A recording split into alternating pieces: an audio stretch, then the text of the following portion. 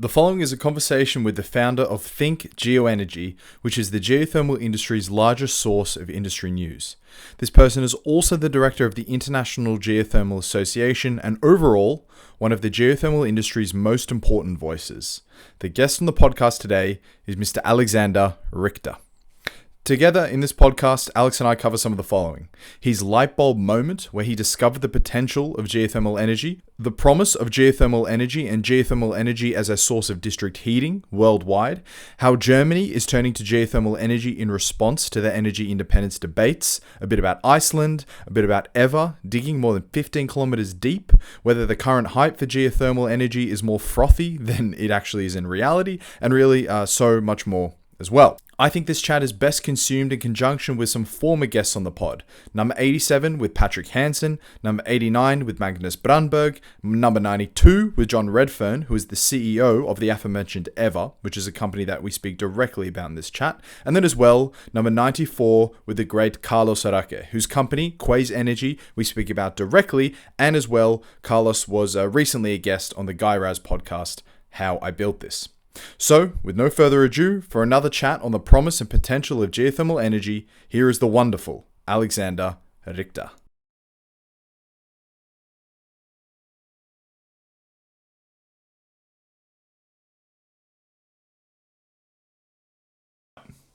Mr. Richter, thank you so much for joining me, mate. How are you?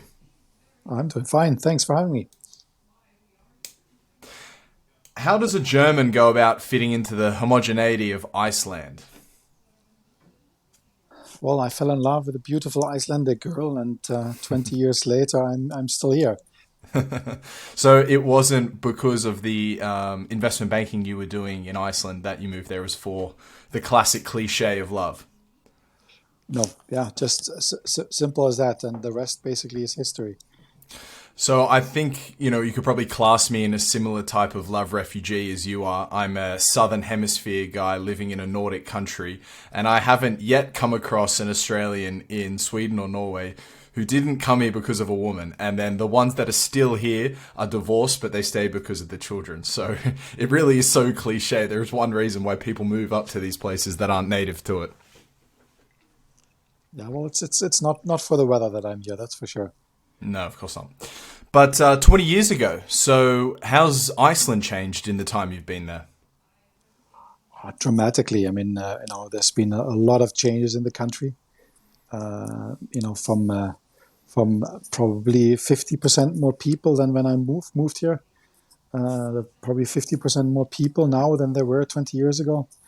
And a lot of buildings, a lot of changes in how the city looks like. A lot more tourism, with that all the development around it. Mm-hmm. So way more on offer of what to do, and and also a lot of an expansion on the geothermal side of things. So definitely, that's been definitely quite interesting, and seeing the economic changes as well.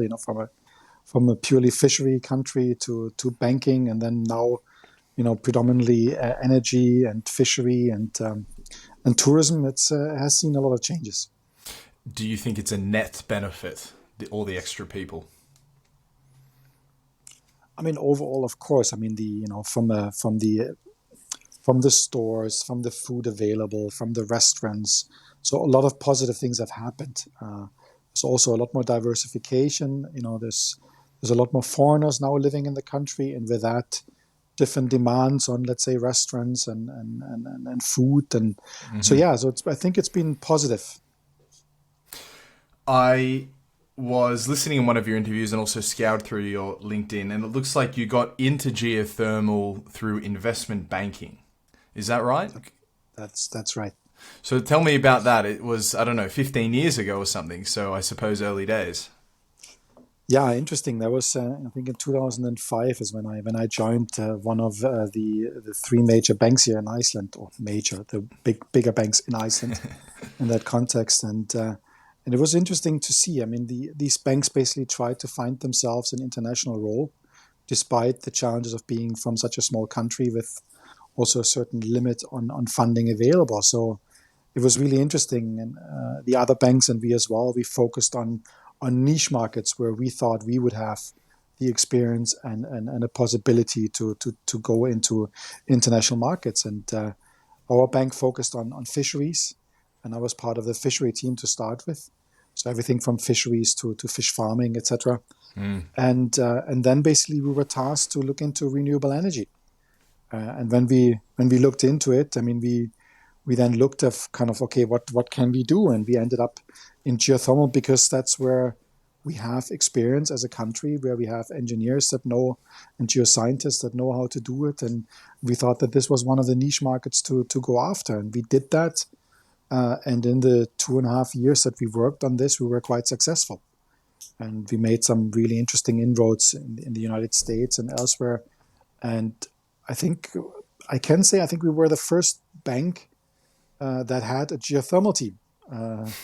And that was quite something. And then it was really exciting to see also the reception that we got in the industry. Like, you know, was a big thing. Like all of a sudden a bank showing interest in geothermal. And I think everybody thought, okay, now things are going to happen. And we thought really it's going to happen. But of course, then came the financial crisis. And with that, a somewhat different path, at least for us. Yeah, I only know of the fact that there was a financial crisis in Iceland. Could you give a very brief summary about what happened there? It sounds like you lived through it. Yeah, so basically what happened is I think Lehman and all these kind of financial challenges at the time kind of also impacted Iceland. So the financial market was too hot essentially, and a lot of the banks basically took on more than they could swallow. So and in our case, basically, we went belly up. Lehman clearly didn't help, and then later on, a couple of weeks later, we went bankrupt, and with that also the dreams of continuing the geothermal business. And I stayed in banking for a short while, but then basically left the industry or the geothermal the banking industry, that is. And that was quite interesting. But at the same time, so for the country, it was naturally a big challenge. So a lot of financing dried up. There were a lot of bankruptcies, personal bankruptcies, and it was a difficult time. But at the same time, for me, it was a not a blessing in disguise. That would be wrong, but it was basically an opportunity to once again reinvent myself. And that's when I founded ThinkGeoEnergy in December 2008, and with basically just simply the idea of staying in this industry that I learned to love and be very passionate about, and I thought the industry could need some media outlet that covers what's going on in geothermal, and that was basically around 14 years ago, and it basically and I'm part of the geothermal industry ever since. So you're an investment banker tasked with looking at renewable energy. You're in Iceland. Can you explain the sort of light bulb moment that you experienced when you learned about geothermal and then as well sort of conceptualized the potential of the heat beneath our feet? I mean, one of the things that is quite interesting is if you come from let's say a European country where energy costs are relatively high, the monthly cost for your water, your electricity, and your heat, it is high. And you come to Iceland, and all of a sudden it's much cheaper, and you kind of don't really realize kind of where the energy comes from, but it's obviously much cheaper. So the heat is much cheaper, and so on, and it's quite interesting. So you kind of live in a country that is blessed with resources, but you don't really appreciate it. So all of a sudden, working in the bank and trying to understand a bit more of how we can sell geothermal, you kind of also realize more and more the importance of the people that had this foresight in Iceland to develop geothermal, to make this part of our society and the whole energy market, and particularly in the context of heating, and living in a let's say very cold or relatively cold country makes having a sustainable clean heat resource quite important, and of course an affordable one as well. But the normal Icelander probably doesn't value that sufficiently and understands kind of like what important value that heat plays. I mean, we all like to go bathing and swimming in the outdoor swimming pools year round, and we appreciate this, and we blast the radiators in the house, when we come home for the weekend, and we don't really think about it. And all of a sudden, in this context of today, all of a sudden, people realize, wow, heat is a very valuable commodity. So, and I hope that Icelanders would also appreciate this a little bit more, and with that also the fantastic work done by the geothermalists in the country. But clearly, working on geothermal back then in the bank, in that context of trying to sell geothermal as an energy resource for electricity, but also heat, you kind of learn more and more about the importance that and the potential role that geothermal can play. And with that, you develop a really passion about geothermal. And I mean, you've interviewed a few other geothermalists on your show before, so you probably sense the similar thing. Is the more people think and work with geothermal, the more passionate they get about it. And I think that's the same is true to me. Well, for me, I mean, I'm a total outsider, right? I'm not a geophysicist, nor am I part of the financing structure, nor am I an engineer or a miner or or oil and gas man or anything like that. So I think that I have a pretty... well, I certainly have a very unsophisticated view on it, but if you take my unsophisticated view, it just seems like this secret, or that is not even hidden, but no one necessarily acknowledges. But the idea that should you dig deep enough, you could provide ubiquitous and functionally infinite energy for the entire world. Because of all of the geographical advantages which geothermal has over other renewables.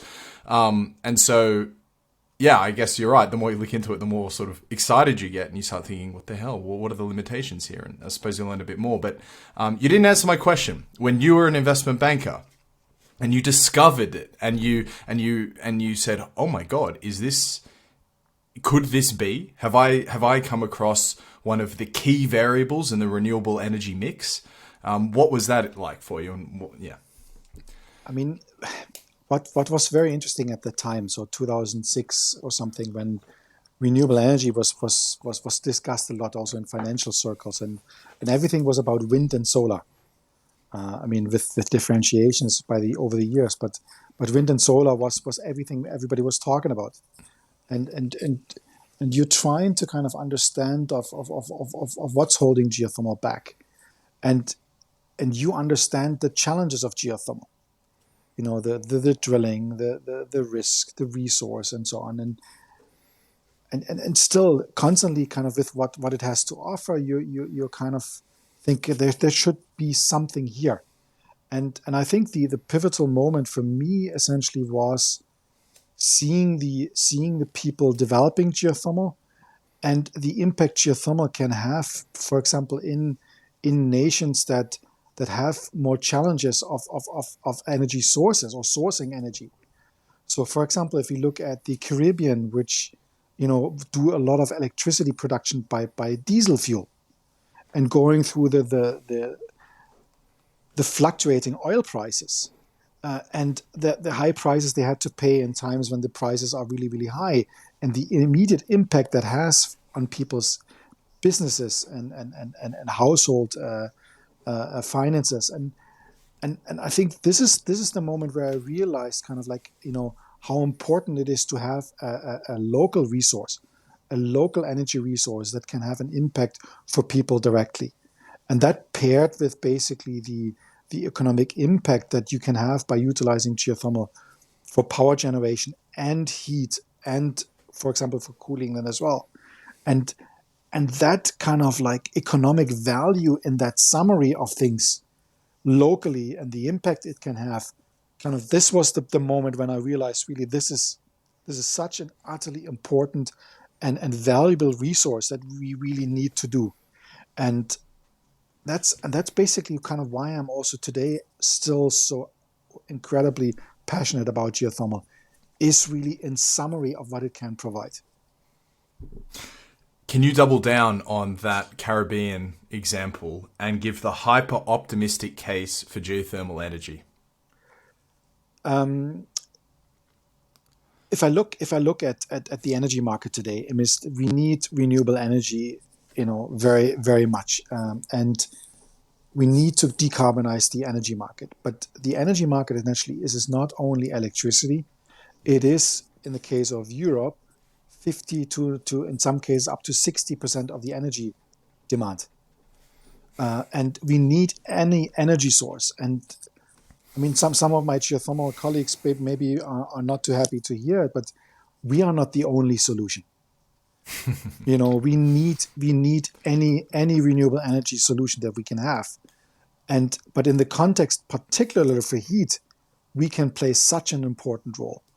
And for electricity, like all these new technologies, like the advanced geothermal technologies, going super deep, super critical, closed loop, etc.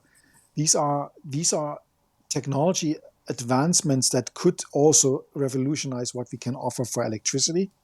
To what scale we have to see, but in the context of heat in particular, there are very limited renewable energy sources that can have both decarbonize the energy supply, but also supply secure energy supply locally. And that is where geothermal will shine. And that's why I'm absolutely bullish for geothermal in the heating market. And I'm bullish about geothermal playing a much more important role in electricity as well. Maybe not to that large degree, but it will be an elementary part of electricity going forward as well. Can you give some context to that heating example? Maybe take Reykjavik as a archetypal city and how people might be getting heat from geothermal there rather than electricity generators, for example.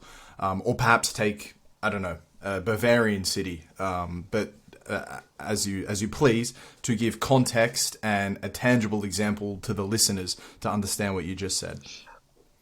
I would like to take the example of Kenya, for example, because Kenya is a very interesting aspect, and in particular African countries. So, for example, Kenya is a country that is one of the probably economically most developed country in Africa, and it has the Silicon Savannah. It has an increasing electricity demand. It has still a relatively low electrification rate. So it has this increasing population, increasing electricity demand, and it has to build out its electricity. So what a lot of people don't know is that Kenya is also faced by a lot of challenges by climate change. So a lot of the hydropower capacity of Kenya has been having challenges in providing sufficient electricity to Kenya because of droughts and not sufficient water in the hydropower dams. So that's basically where geothermal came to the rescue, and the foresight of the country to develop geothermal resources and the support by various nations in helping Kenya to develop its geothermal resources has now basically made sure that about 50% of the electricity in Kenya comes from geothermal. A lot of people don't know, but this is an impact that geothermal can have. And 50% is astounding. It is indeed, and I mean, like, people forget. Yeah, it is in the global context. It's only around the installed capacity is now around 940 megawatts. So this is in the global context tiny, but for a country like Kenya, if it produces 50% of the electricity of the whole country, it all of a sudden is playing a really important role. So, and if you then take the example of Iceland and for geothermal, is what a lot of people think, okay, Iceland is producing basically all of its energy with geothermal. And that's not true. About 70% of the electricity comes from hydropower. So only about 30%, I mean, only, in the context, is by geothermal. And with that, basically, yeah, okay, so geothermal is not the most important part for energy, but that's then also the interesting aspect is in a country like Iceland, heating plays such an important role that geothermal all of a sudden provides a lot of, or plays a really important role. And in that overall context with transportation, with electricity, so in the whole primary energy supply of Iceland, geothermal provides about 2/3, if not up to 70%, because heating plays such an important role. So, and it shows that basically it's not necessarily one energy source for electricity or for heating, but this important role it can play in certain environments. And I mean, even I think El Salvador has about 30% of the electricity coming from geothermal, and there are different examples as well. But it shows kind of how locally the role geothermal can play. And it might not play the huge global role, but locally that's so important. So, and one of the aspects when we talk about geothermal, what we often forget, we always mention Iceland, and this is very nice, in particular for someone being based in Iceland and having, promoted geothermal with that Icelandic example. It's also a challenge because people think, well, it's very easy in Iceland. You're a volcanic country. You have volcanoes popping up, once in a while with flowing lava. So the energy is very visible. I mean, it's very easy. You put the thumb in the ground and you have geothermal. Well, that's not the way it is, but that's what people think. And that makes it very difficult to sell geothermal, for example, in Europe, for example, because you don't have this, breaking out volcanoes. So the challenge really is promoting then the role of geothermal. And this is basically where this is my new role that I play since the beginning of this year, is promoting geothermal district heating in Europe. And here the point is like, if we're trying to replace coal, we're trying to replace gas, and there are not that many options locally of what you can do. So what you do, you're trying to kind of find geothermal resources that are either that are deeper or in more shallower depths with lower temperatures that are still sufficiently warm to provide an important source for heating. And we see this now, particularly in the current environment in Europe, that geothermal is one of the main future sources of heating. How we do this, the technological details and specifics that kind of differentiate or differ by country, but it is an incredibly important role, particularly for heating. With electricity, we have wind, we have solar, we have biomass, and maybe then in the future also these new geothermal technologies. But first and foremost, geothermal for heating is the important role, and that's why, in the global context, we will see an absolutely exploding interest in geothermal for heating. Take us to your own country, your country of birth, the great Germany. They are currently sort of famously at the center of the whole energy independence problem, right? And they also, in the south of the country, in Bavaria, have one of Europe's largest geothermal uptakes. But you're talking about district heating, you're talking about electricity generation. Can you map geothermal onto your own country and talk about what the feasible potential is there? Take off the optimistic glasses just for a second and apply cold, hard Deutsch realism and explain what is the potential in Germany for geothermal. So remember me talking about the Caribbean earlier. The challenge here of being an island, depending on energy resources that you have to import. Mm-hmm. And the challenges it provides for these nations that maybe are not that financially strong, are completely playballs of the markets, and basically kind of, their energy market kind of depends on these fluctuations. So, and put this in the context of Germany at the moment, where basically the country so strongly put its trust in gas coming from Russia as a source, building pipelines, supplying the country with gas from a country where you're making yourself dependent on a country.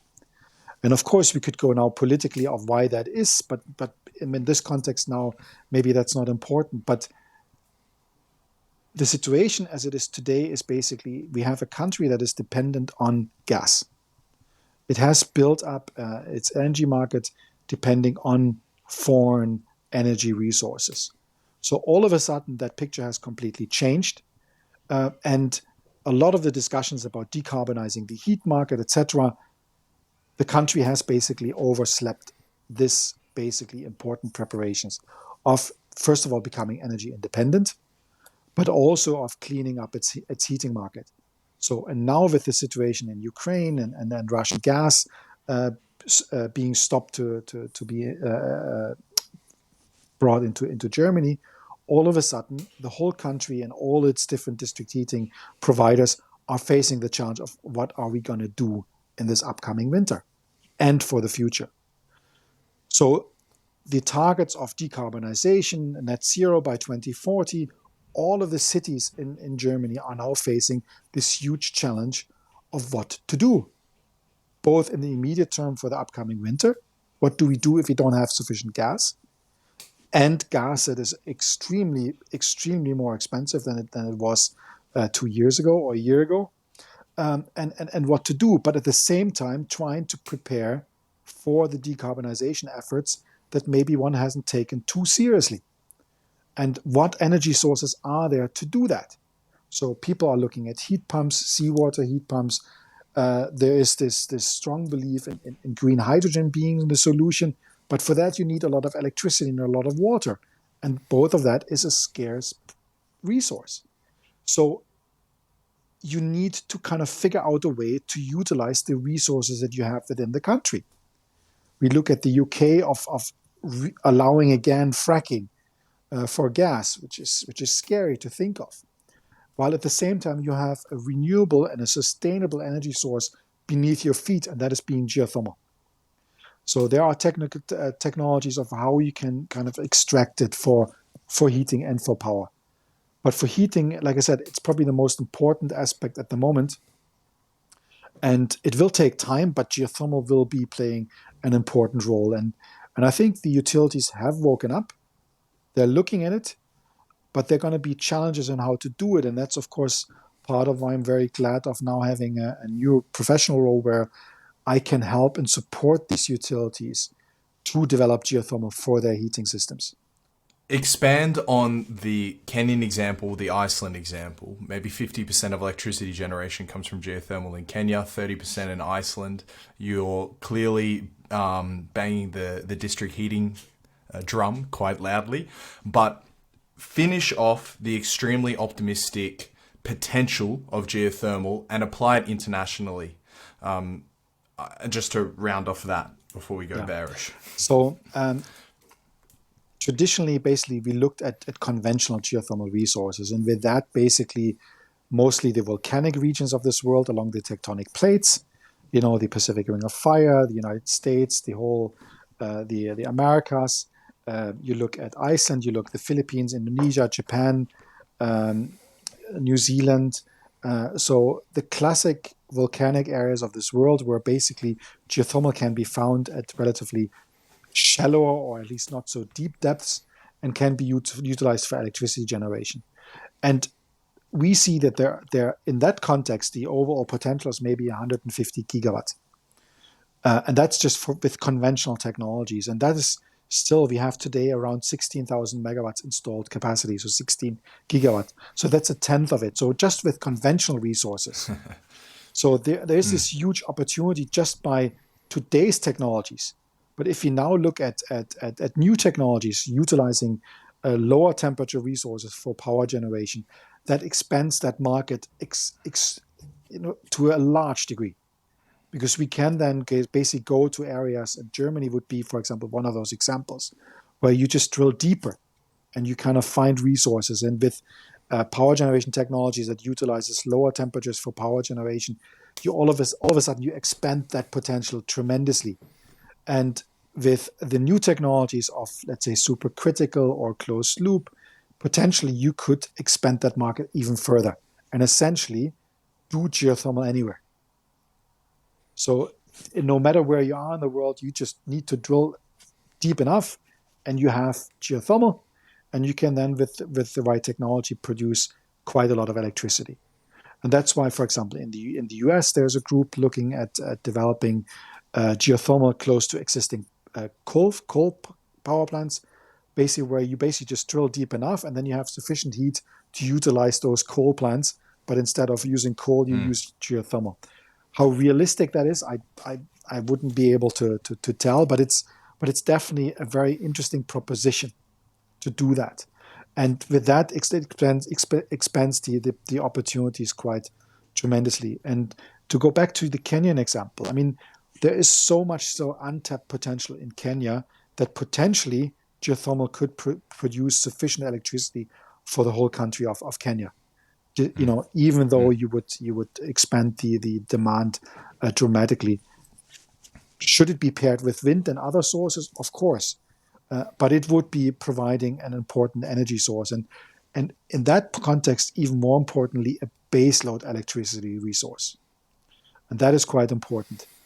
And if you take Iceland, we have a growing electricity demand. It's a little bit political, but we have a growing electricity demand. So particular, if we are wanting to expand to produce e-fuels, so hydrogen or ammonia or other sources, we need more electricity. And then the question is basically, how do we produce it? And we have a lot of wind, so windmills would make a lot of sense. But of course, then in a country that kind of depends on a lot of tourism, do you want to have windmills everywhere? That's a political decision and a social decision if that's what we want to accept. And it seems like that there is no willingness to build as much wind power as we could just to produce electricity. So going back to geothermal, because you need a lot of less land for geothermal development, it's not as visible. Geothermal could be an attractive option for expanding the power generation in Iceland, be it for normal consumption of industry and households, or then in the future for producing green hydrogen that could then decarbonize the transport sector in Iceland. So geothermal is attractive, and it's a political decision basically how and if we kind of expand this, but it is an opportunity, and we probably will see more development in Iceland. So if the potential of geothermal currently with the technology we have is only being tapped at a fraction, and should, say, Quaise, the company you were referring to earlier, or say Eavor, who are digging, I think, 15 to 20 kilometers deep in Germany soon, be realized, you could potentially meet the majority of, a country or even a continent's energy demands. If the potential is that significant, why is it the case that only a fraction of the current potential is being tapped, and that there isn't way more attention being given to the promise of geothermal energy? Well, that's exactly what I've been working on the last 16 years, trying to really figure out a way to change that. My attempt in creating this news outlet, ThinkGeoEnergy, that I've been running, is exactly that, to give the geothermal sector a platform that promotes what geothermal has to offer. But we need to do, of course, more. So the advocacy of the sector is quite important. And politically, like I said, geothermal has the challenge. It is very difficult to explain. It is a subsurface resource. It requires drilling. It is connected to, the oil drilling rigs, and nobody wants to see these drilling rigs, in their backyard, and that makes it a little bit difficult. So, and the wind blows in your face, the sun shines in your face. You can kind of emotionally, you can connect to that. Conceptualize you can conceptualize. But in the context of geothermal, that's a bit more tricky. In Iceland, people, the geothermal spas and baths, you can connect with a level of comfort, but do you really realize where that energy comes from? Often not. So in that context, it is important to kind of figure out a way to sell that emotion of geothermal, and we're getting there. We have engaged with baseload capital and other friends in the industry. We've looked at way of creating kind of like a positioning of geothermal in the energy debate and in the energy. So we're working on a toolbox for that purpose, to better promote, to unify the message for geothermal. And in that context, politics and politicians play an important role. And I mentioned this foresight that some of the politicians in Iceland had, to really, emphasize of the role of geothermal and to make the investment in drilling wells here in Reykjavik for the purpose of heating. And that's a long-term view that you need in politicians for the energy markets. But as politics has evolved in the last 20, 30, 40 years, it is very short-sighted. So as a politician, it is very difficult to kind of support something that it takes maybe 10 years to develop. And that's also been one of the challenges for geothermal. We just take too long to develop. And of course, part of that has to do with permitting and all these things that take a long, long time. But overall development in geothermal is more complex than let's say, to build a coal-fired power plant or a solar farm. And that's basically where we need to educate politicians and etc. But I believe now, basically, with the lack of other resources, particularly in the heating context, that will change. And on the technology side, with the new technologies now on power generation, we believe that we will see a lot of development as well. But one thing that I want to mention as well, I mentioned earlier that the conventional resources, I mean, we have so much untapped conventional resources still available, and we need money to drill those. So these new technologies are really nice and important, but a lot of money is also needed to develop these let's say untapped conventional resources that are still out there not being tapped. To return to Germany just quickly, correct me if I'm wrong, but I think they, on the continent of Europe, mainland Europe, they have the biggest existing uptake of geothermal energy, and they're now faced with this energy crisis. Are you seeing in your own country a switch in the politician's mind or a switch in the finances' mind towards more investment in geothermal, more time allocation geothermal? Absolutely. I mean, there's an understanding that for power generation you need relatively high temperatures. And for that, you need to drill quite deep. So development thereof is expensive. And the question is basically, how is this competitive to other electricity resources?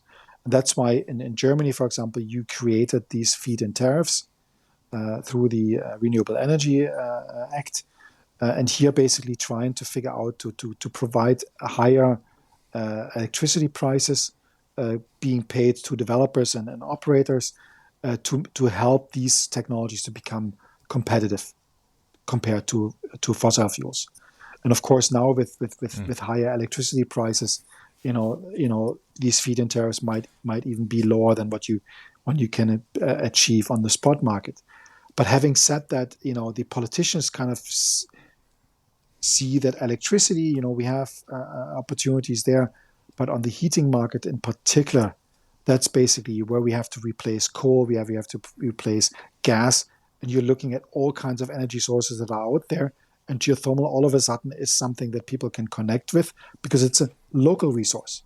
So you can find it, and it's not depending on the weather. It's not depending on imports. It is there to grab. And now basically politicians kind of trying to figure out a quick fix. How can we make this happen? How can we create, let's say, support or subsidies that help kind of utilities and cities to drill for geothermal? So there's a lot of things happening in Germany and elsewhere in Europe, for that matter. So it is an utterly exciting time. How excited and surprised were you when you saw the news that Eavor got permission to dig something like 15 kilometers deep in Germany? I mean, it is super exciting. I mean, funny enough, this is a project that was started by Icelanders, and it shows a little bit also the challenges of the risk in geothermal. So this project kind of drilled twice unsuccessfully for hot water, and found sufficient heat but not sufficient water, which you need as a source to bring the energy to the surface, and to see a company like Eavor now being able to attract sufficient funding to explore this technology and develop this technology and extract energy through their technology is quite exciting. But of course, the challenge then is, how do you sell that to local politicians? Something that seems to be experimental and etc. So for them to see that getting an acceptance and the necessary permits is very interesting and very important. But it also shows that the tide has turned and that there is more willingness to accept people exploring new technologies if they provide potentially a green energy source. Do you think that would have happened had Germany not had this energy independence issue? Well, maybe not. But in the case of for example, Geretsried, where they're now going to drill, like I said, I mean, there have been 2 attempts to develop this, and the city or the local municipality is interested in seeing this succeed. So there was probably a bit more of a long-term view of the Yeah, absolutely. municipality that kind of made this a positive decision for the project. So there are many things that play together, and yes, the current environment maybe might have helped to kind of tip it for the last moment. So listeners who listen to Carlos Sarake or John Redfern will already have an understanding of the nonlinear difference between depth and then energy generating potential. But if this is the first time that people have been introduced to geothermal, could you just very briefly summarize how significant it is that Eavor is digging to, say, 15 kilometers of depth versus traditional geothermal that might be just a few kilometers? So traditionally, geothermal is basically you are drilling for the heat of the earth. So basically, what you have to understand that the globe has a hot core, and that core of the earth is around 5,000 degrees Celsius hot. And the question is, depending on where you are in the world, is basically how much of that heat radiates through the rocks to the surface. And of course, a volcano and showing lava flowing up shows you basically some of that heat coming to the surface. But essentially, what we talk in geothermal, you have a temperature gradient. So the deeper you go, the hotter it becomes. And basically, drilling deeper is like you always will find geothermal. You might just have to go deep enough for a temperature that you can utilize. And in the traditional sense, basically, we drilled 2,000, let's say 3,000 meters, targeting temperatures, and we targeted a water resource that we can take to the surface. Water basically as a carrier of that heat. And if it's hot enough, it came out as steam. And that steam, in the simplest terms of things, was able to turn a turbine and with that create electricity. Or, then with warmer water, with different technologies, then more costly for electricity as well, but then lower temperatures then for heat directly with that water. So what these new technologies like Eavor and Quaise, for example, are trying to do is figuring out a way of how we can extract that energy if we don't find and we don't have that water available as a carrier. So this closed loop system is basically a piping system that you drill beneath the surface, and for the average Joe, I mean, this is a crazy context of understanding that you drill a piping system, whatever 5, 6 or more kilometers below the surface is quite remarkable. And the idea here is basically creating a closed loop heat system that extracts the heat of the stones with the fluid that you pump down and extract it. How much electricity or heat it will be able to produce at cost-effective, at a cost-effective price and a competitive price will have to be seen. But that's basically why we have technology development to figure that out. Will it happen? It all depends on the drilling costs and making sure that this will happen. And we will see. But for that, we need these test projects to see if that's a possibility. But the idea essentially is figuring out a way of extracting heat at high enough temperatures that you can extract to the surface and to be utilized for power generation at high temperatures or for heating at then those lower temperatures. And that will be exciting to see how they will do it, and if they succeed, it will be a big success. And the other hugely optimistic variables to geothermal is that it requires a very, very small surface area because all of the heavy lifting happens below the feet. And as well, the Earth's core isn't going cold anytime soon. And if it does, we're going to have much bigger problems than just, our geothermal wells drying up. So functionally, you have a infinite source of heat, which means an infinite source of energy. And so if you can tap it adequately, you can really set your watch to consistent energy coming out of a well, which is something I don't think you can say about anything else except maybe a giant hydroelectric plant, the river. I mean, one of the arguments that you hear people say, yeah, but if you cool the core of the Earth, I mean, put this into context. I mean, if you're taking the globe in its size, and you drill 2-3 kilometers in you're scratching just the surface of the Earth. You just, the very surface. It's basically taking a needle and yeah. Carlos said it's the wax on an apple. Yeah, I mean, and if you, and even that is probably even too much. So if you take it's like this little tiny needle and just poke it in, I mean, how is it supposed to cool? Like, it's just not possible. So I'm not worried. Carlos also said that, and I don't know if this maps onto your research that you've done, what you've heard as well, but already as much as 40 terawatts equivalent of energy is escaping from the core of the Earth, of heat. And to run the planet in a year requires 20 terawatts. Now, I know a terawatt isn't a measurement of power, it's more time, power, not exactly sure how it works. But basically, he was saying that we would just be capturing something that's seeping away anyway. So we're not actually extracting from any sort of additional energy source. That's right. And it's just a way of how to tap it.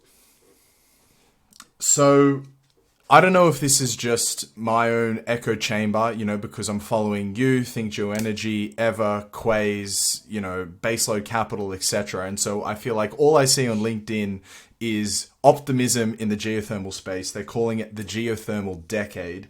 You're someone who's been involved in this industry for 15, 17 years. Is geothermal particularly frothy at the moment? Do you think it's a sustainable amount of energy that people are giving towards it? Or truly have we turned a corner and geothermal is now really getting the dues that maybe it's deserved for a long time? Geothermal basically has seen its ups and downs. And I think the interesting part, the first spur of development, the large-scale development that happened in the United States, for example, and elsewhere in the world, happened around the oil crisis. And here, basically, the driver is like, okay, oil became more expensive or not accessible. That's why geothermal all of a sudden was an attractive local or national resource. So, and of course, we've seen oil prices go up and down, and every time the oil price went down, the oil companies all of a sudden looked at ways of, creating business in an industry that is closely tied and taps the same type of know-how and experience and technology. And that's why geothermal was very attractive. And I think Marcus Brandberg at one of his events said this one time so well: geothermal provides the oil and gas sector a purpose. And I thought it was stick, and it was really, really interesting the way he said it. But I think the importance here and the difference that we see now is that people understand, and the oil industry understands, that it needs to figure out a way to focus more on green technologies. And the geothermal sector is in that far very, very attractive because it uses the same experience, technology, and know-how and equipment as well. So, and that's why geothermal is quite interesting and attractive. Not only because it provides a potential business, but also because it helps basically, help in decarbonizing our energy market. So, and in that context, I think and this is very important, is that what we have to understand in the debate about the energy transition is that it's not essentially about cutting down the whole oil industry and cutting this all down, but understanding that we need geoscience, we need geophysics, we need people with drilling know-how and mining know-how, and we need those also for the energy transition because they play an important role. And that's why I think this makes it so interesting at the moment. Is like we see geothermal, we see geothermal heat pumps, we see the shallow ground source heat pumps, we see energy storage, all kinds of things that where I see an increasingly change in the geothermal industry as well, where we're becoming more a geoenergy industry, where we mix different technologies. We're utilizing heat pumps to pump lower temperature geothermal resources up to temperatures that we need for the heating systems of this world. We see geothermal as an understanding that as a concept also for energy storage, heat as a possibility to store energy in salt caverns and elsewhere in aquifers, etc. We see geothermal as an opportunity to be utilized for cooling when you turn this whole thing around. So we're seeing that increasing mix of these different technology, and essentially this changes our industry from a purely thermal-based industry to a more geoenergy industry. And I think this is for the first time that we see that borders between this different compartmentalized energy resources increasingly disappearing and making this so interesting. And that paired with that need of decarbonizing heat, decarbonizing electricity, basically for a net zero future, and the attractiveness of having this natural and sustainable energy source beneath our feet makes this geothermal so interesting, and essentially the geothermal decade that we talk about, because this interest is there. We see that investment happening, and we see that investors increasingly looking for ways of investing into something that makes sense locally, sustainably, and green. It really does have the most compelling value proposition.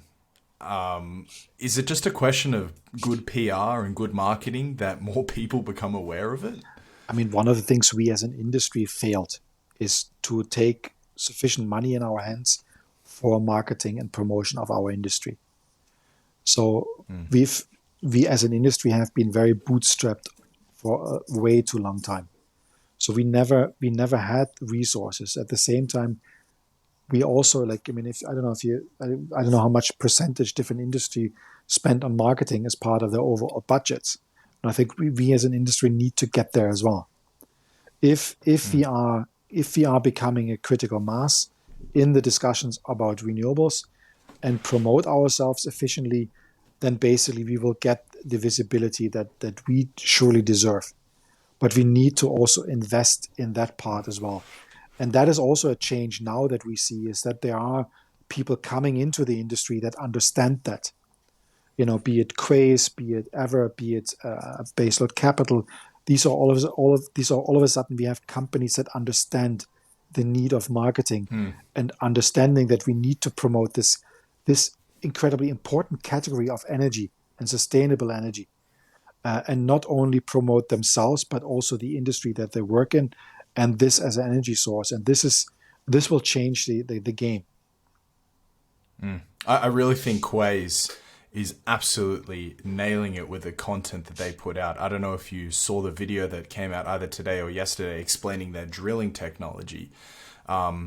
It's so well produced. It's the type of content that has a touch of virality to it, but at least an educational component. Carlos is also doing, as many podcasts as he can. I saw him on, How I Built This with Guy Raz and stuff like that. So you are seeing really good signals. But again, I want to temper the optimism and question, am I just seeing all of this because I'm in this, particular geothermal bubble versus what does the real world see?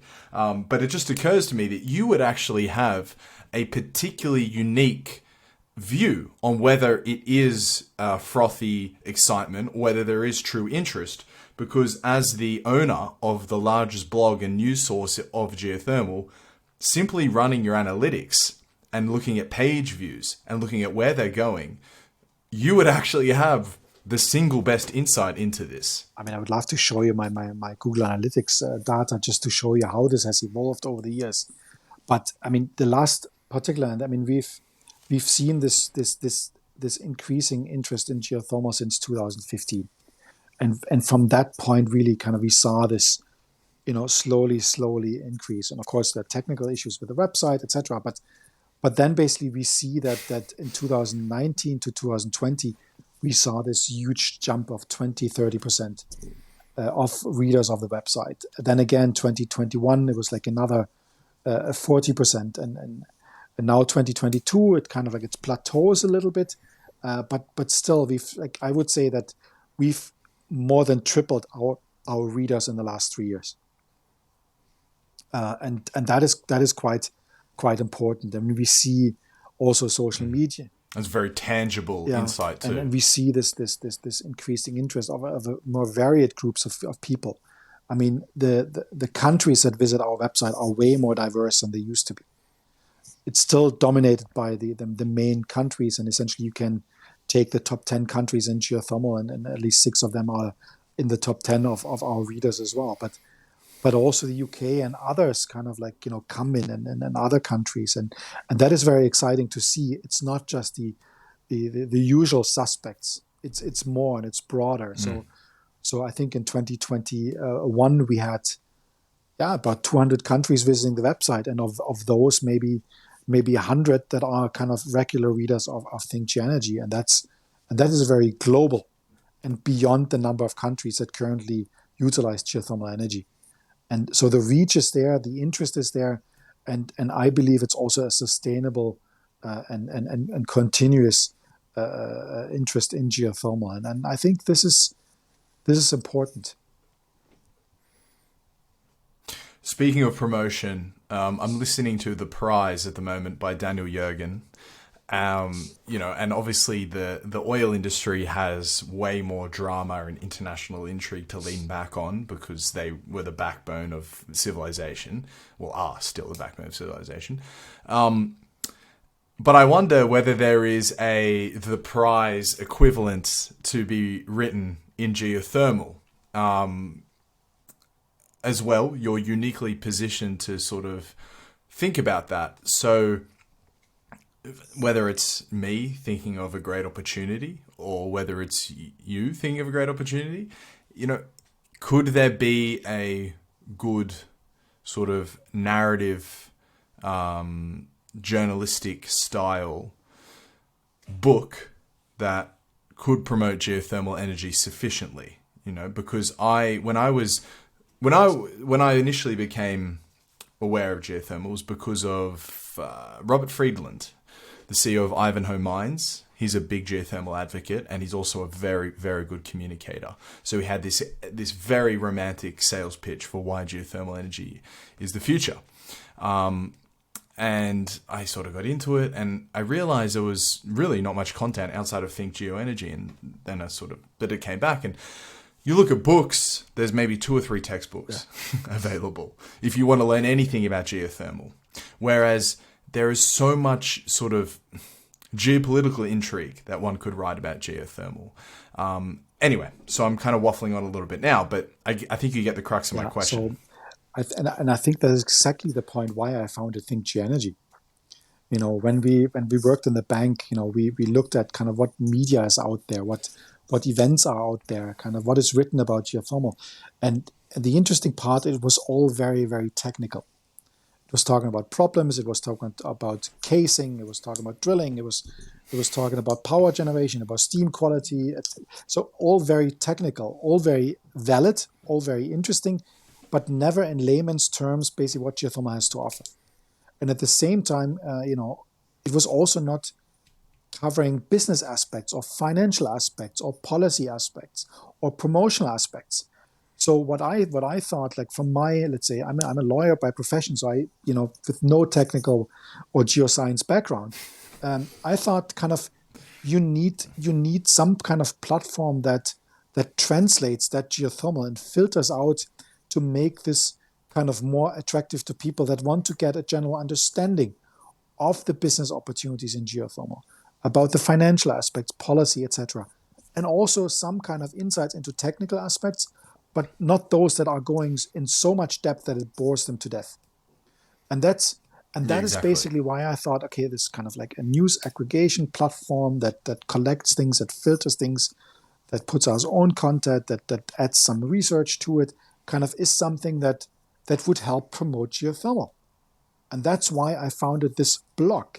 It became then a news website, but basically it was a blog to start with, to find news and collect these things and put this together. But it's done naturally through my glasses or through my glasses. It's like my view of filtering and understanding what could be important, and I think the readership that we've been able to put together is confirming that kind of that is something that people want to read. And I mean, it makes it into Google algorithms, and that's positive and all of that. And but with that, I'm very proud basically to have created a platform that kind of is visible on like on Google, on the internet, and provides some kind of understanding that things are happening, because we as an industry have not been very good about talking about what we're doing, the positive aspects of things. And we always talk about the negative things or the challenging things or the things that we need. But instead of kind of talking about, we provide this is an opportunity, it could do this, or explain this examples. And when we have a fantastic number of projects and examples that I've been talking a lot about on ThinkGeoEnergy, being in Alaska or in Hungary and elsewhere, where these exciting examples of what geothermal can do. And we need to talk about those. And that's what we need to do. And then pair this with the right tools, the right imagery, the right social media cards, and the fantastic videos, just like Craze to do or Eavor or others. This is what we need to do. And of course, I've tried to do this on a bootstrap budget, and for many years, basically hardly living on this. It's been tough, but I also understand or understood the whole time that we need, as an industry, we need to be better in the way we present ourselves. We need better design. We need a design sense. We need to be on par with the oil and gas sector in the way we present ourselves. And that's, for example, when in 2012, 2013, I thought like, oh, wait a second, all the publications that are out there doing geothermal, they're horrible to look at. They're very valid and very, very important, but they're not speaking to people. And that's when I created a magazine. And I thought it was a fantastic magazine. It was flashy, it was content, nice pictures. It was promoting specific countries. We started with New Zealand, did Iceland then as a second one, but it was way too much work. I mean, we broke even on it, but the work and the effort needed was just too much. But I thought it was a fantastic tool, and I mean, I still think it would be valid and to utilize to do it. We then did a newspaper that we distributed at conferences, because I still believe in print, despite being an online media platform, and these are things that I thought kind of are important. And if we can do this and distribute, and I mean, if some of your listeners want to support me on that, or figure out a way of helping to produce something like this, I'd be more than willing to share the template and the layout that we did and explain how we did this. I would love to see this kind of being done again and being on par with other publications out there. And because this is so important, that we present ourselves in a similar fashion like others, on the same level of quality and style. And with that, we are being taken more serious than we are currently.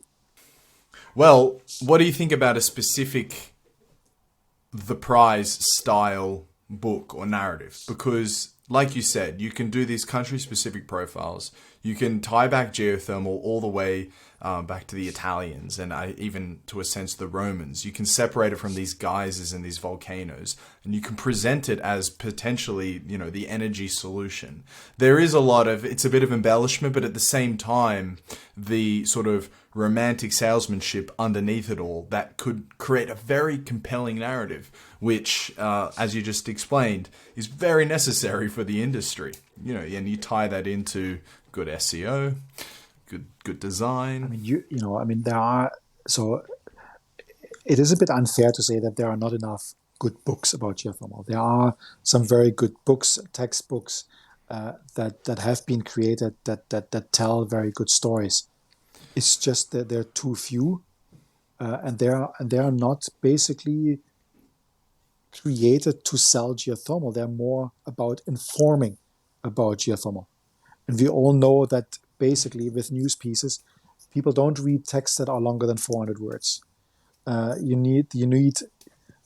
talking about things going viral or having pictures that sell, etc. These are things, and that's why I think in the geothermal world we see so many pictures from Iceland. I mean, the Blue Lagoon, is everybody on everybody's mind when they think about geothermal, and that's great. But we have a lagoon in Kenya. We have geothermal spas in Germany that are from Roman that go back to Roman times. We have the city of Bath in England. There are all these examples that we can utilize to talk and promote geothermal.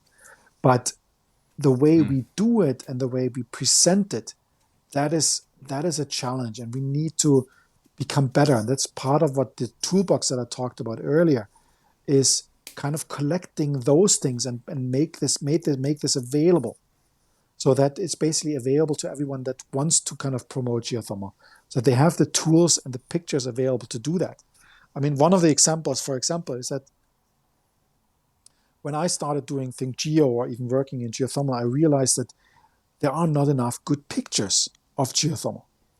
I mean, there are all these beautiful pictures from Icelandic geothermal plants, but when you're writing a piece about North American or US development, you want to use a picture from the United States. Same with Turkey. I mean, Turkey is now one of the top 10 countries in geothermal. And a lot of news pieces in Turkey use pictures of Icelandic plants. And I'm like, come on, you have your own plants. So use pictures and good pictures from the plants in your country. So, and that's why, number one, we as an industry need to become better kind of creating this imagery that we need to create good pictures, but then also make it available for people to use.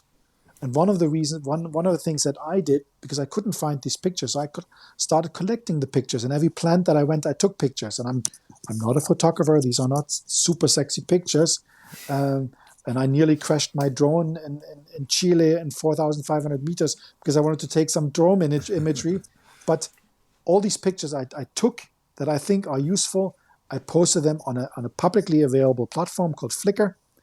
Flickr.com/ThinkGeoEnergy. All these pictures there are available on a Creative Commons license, so feel free to use them. And they provide some really good pictures that people can use. So, and this was one simple approach of trying to kind of make some pictures available. And I encourage people like Eavor, like Quays, the Ormats of this world, and others to share their pictures and make them available for free, so people can use them in their efforts to promote geothermal. And I think is very important. And we have beautiful pictures. It doesn't need to be the drilling rig that maybe is challenging to promote for drilling within cities. But we have beautiful geothermal plants that we can utilize for promotion. And that's what we need to do more of. So you've mentioned directly Quays and Eavor, as have I. Could you talk just directly how you see the most exciting companies in the geothermal space? I think probably one of the most exciting companies over the years, has been Ormat. Ormat is one of the largest operators in the world today. It is a company that has been selling turbines, and is interesting enough, a very interesting business model.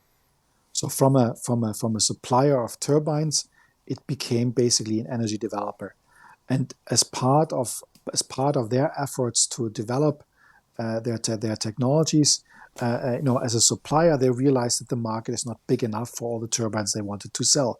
So they started promoting geothermal, and basically helping the market to grow that they're trying to sell into. And then they realized, okay, they don't have enough customers, so they started drilling on their own, and then developing projects. And now today, I think their product segment is about 30%, 40% of their revenues, and the rest is energy production. So it's a very exciting company that basically, from a technology perspective, was interesting, but more importantly, it created a business model on developing geothermal and doing everything in-house. That's an interesting model. So the geothermal industry has a number of very, very exciting companies. This is one that I thought, like, both from a power generation technology, but also then the business model.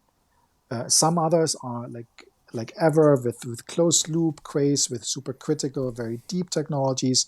You have other players that are taking a more traditional approach and conventional geothermal. You have an interesting company that started to develop geothermal heat projects in Hungary.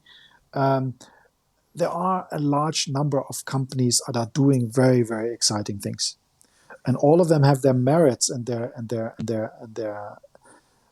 support and investment.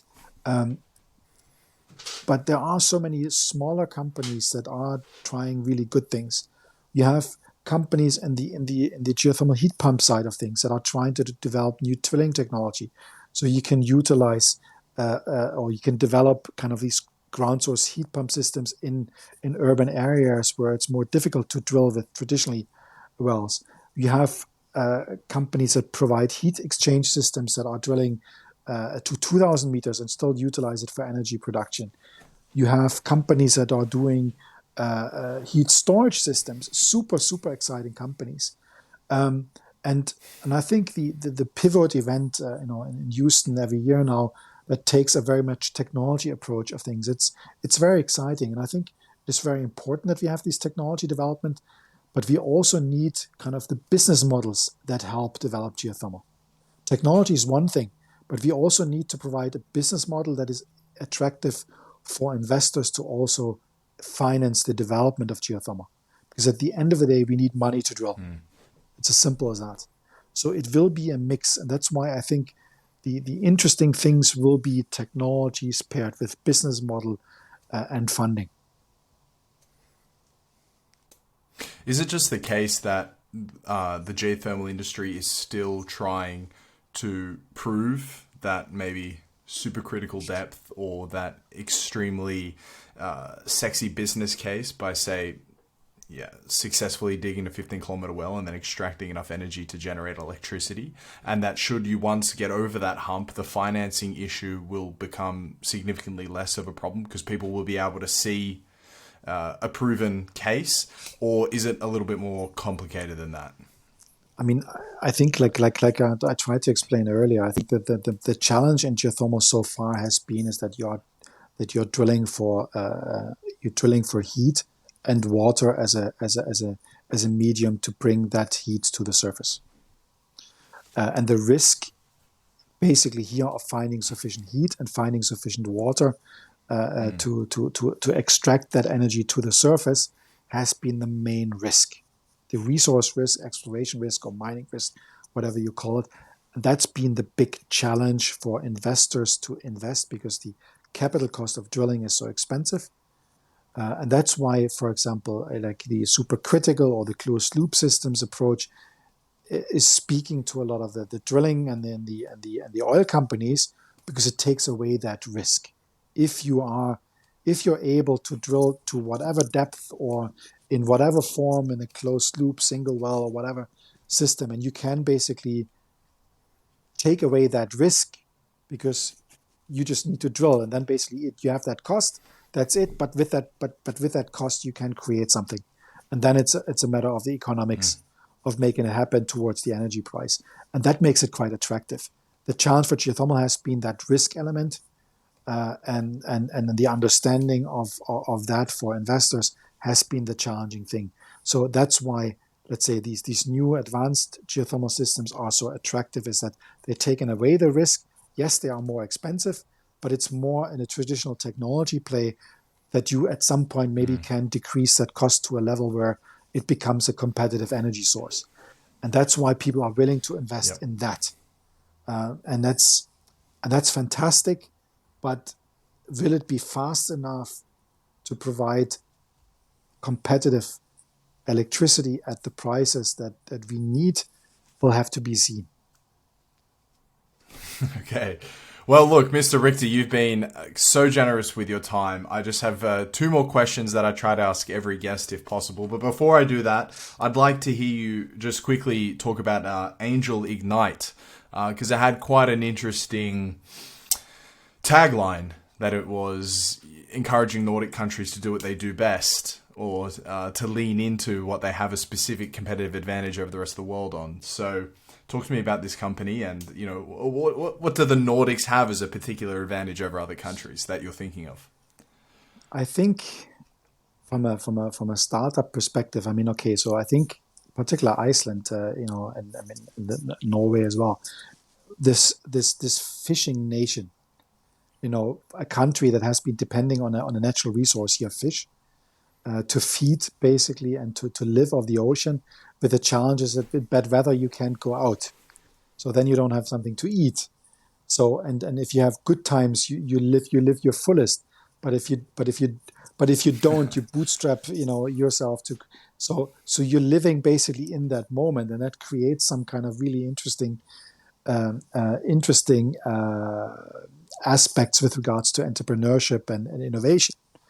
So, I mean, in Iceland, the Vikings have been using a fish skin, for example, for clothing and so on. So there's all kinds of things of what you do that utilize the fish to the fullest degree. I'm glad that went out of Yes, fashion. of course, yeah. But fair enough. But out of that came a lot of kind of entrepreneurship. That you had to figure out a way of living with what you had. And I think that has been translated a lot in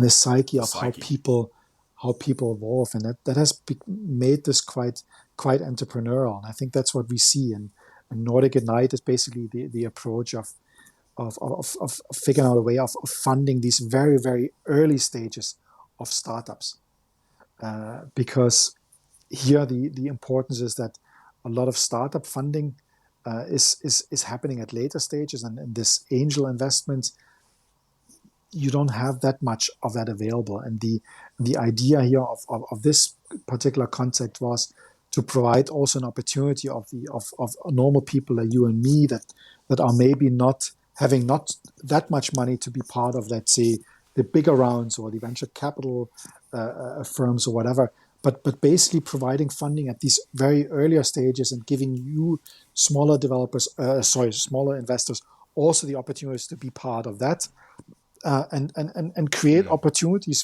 for people with their entrepreneurial ideas. Finally, the last two questions, Mr. Richter.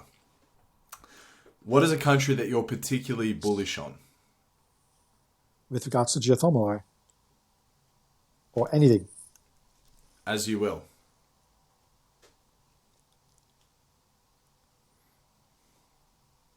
I think I'm very bullish of Europe, and Europe as a whole. I'm a European at heart. I'm a big believer in the European idea and the importance of this European idea of collaboration, of peace, and that overall connection with each other. I think it was the right thing to do. It was important after the Second World War to kind of bring these nations together. And I think that's why, if you ask me for one country, like, I am very bullish about Europe and the European idea. Germany will play an important part in that, and it faces tremendous challenges at the moment due to the current crisis. But we as Europe will come out much stronger out of it. This will be difficult, 1 year, 2 years, maybe even longer. But at the end of the day, the values of Europe that have been created after the Second World War, of bringing these nations together, is a tremendously important part also in with regards to democracy, a common currency, a common market, etc. And with that, we provide such an incredible source of inspiration, innovation, and technology that I think will make Europe and the European Union a very important player, and I'm very bullish about what Europe can achieve. It will not happen in the next year, but going forward. Hear, hear. I wholeheartedly agree. Although I guess I'm an adopted European since I'm from Australia.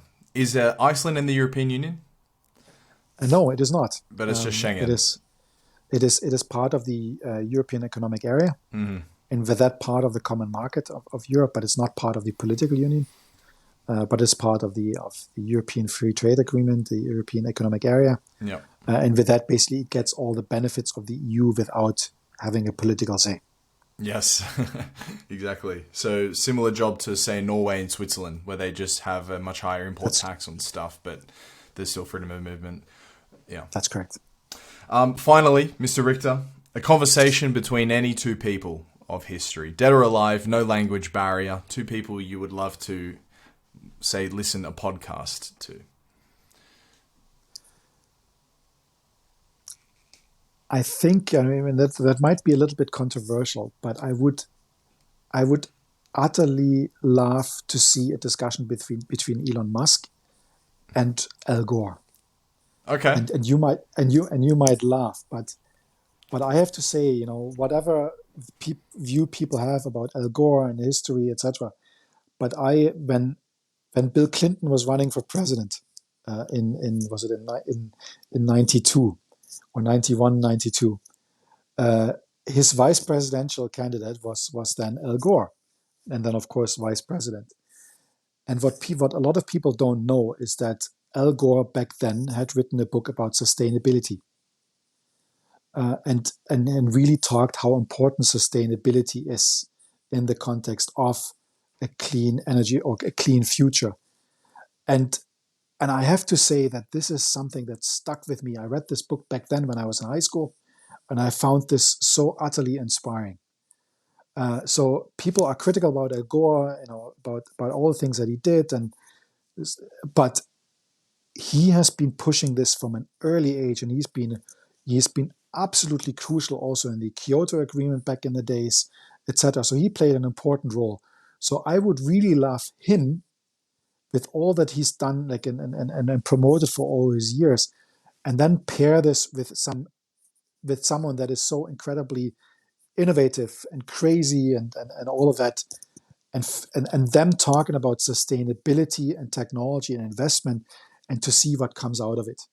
Of course, I hope that part of that will be figuring out the breakthrough idea about geothermal, but overall, the kind of how can we combine sustainability with business and technology for a future for us, for a clean and sustainable planet. I think that would be very, very interesting. That would be an unbelievable conversation. And I've often thought that Elon Musk would be sort of a dream guy to, if you could sit him down and you could really pitch him. You get the sense that he's the type who would, sort of do more than just nod. He'd be like, all right, fine. I'll call a few guys, because he's got an impossibly good network, and actually make things happen. Imagine if maybe it's you one day, you get a chance when geothermal, the platform and the profile is big enough, you get to really hit Musk hard and get him on board, and who knows? He's already digging tunnels, so I don't know.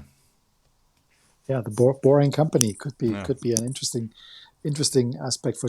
No, I mean, a lot of people have talked about this, with getting him into geothermal, or having him taking a look at it, basically. Yeah. I don't know, but of course, any inspirational leader would be important, and I think any publicity we can get, and any someone that comes on with a creative new look at geothermal. I mean, I don't know what's the best for geothermal, and a lot of my colleagues don't know either. Do we all try our utmost? Absolutely, we do, and we should continue doing that. But we need to be inspired by others. We need to look at other industries where we can take inspiration, be it in marketing, be it in finance, etc. And a lot of that we see now trickling into geothermal. And I think this is why things are now happening. Well, Mr. Richter, thank you so much for giving me your time. You're welcome. Thanks for having me, Ryan, and thanks for being so curious about geothermal. We need more of you. Yeah, mate, my pleasure.